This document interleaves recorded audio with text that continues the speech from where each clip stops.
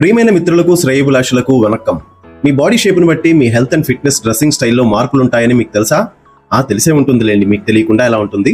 ప్రతి శరీర ఆకారాన్ని బట్టి వారి స్టైలింగ్ ఎలా ఉండాలి, హెల్త్ అండ్ వెయిట్ని ఎలా ప్రభావితం చేస్తాయో తెలుసుకుందాం.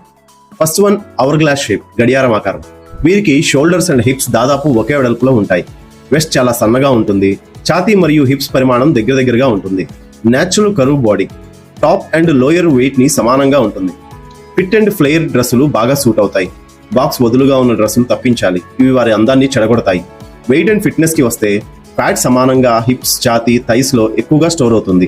అప్పర్ బాడీ, లోయర్ బాడీ రెండింటికి సమానంగా ప్రెషర్ పడేలా ఎక్సర్సైజ్ చేయాలి. Second one, pear shape body. Hips shoulders కంటే వెడల్పుగా ఉంటాయి. అప్పర్ బాడీ చిన్నగా, లోయర్ బాడీ పెద్దగా ఉంటుంది. వెస్ట్ క్లియర్ గా ఉంటుంది.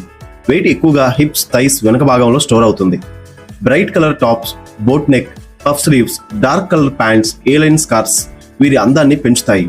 వెయిట్ అండ్ ఫిట్నెస్ కి వస్తే వీరికి స్కిన్ కింద ఫ్యాట్ ఎక్కువగా, అంటే సబ్క్యూటనస్ ఫ్యాట్ ఎక్కువగా స్టోర్ అవుతుంది. హార్ట్ రిస్క్ తక్కువ.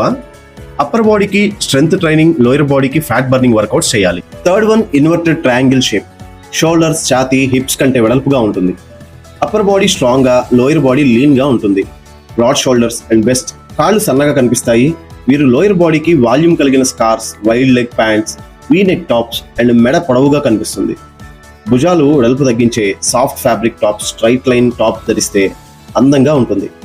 వెయిట్ అండ్ ఫిట్నెస్ టిప్స్ కి వస్తే అప్పర్ బాడీ, స్టమక్ దగ్గర ఫ్యాట్ ఎక్కువగా స్టోర్ అవుతుంది.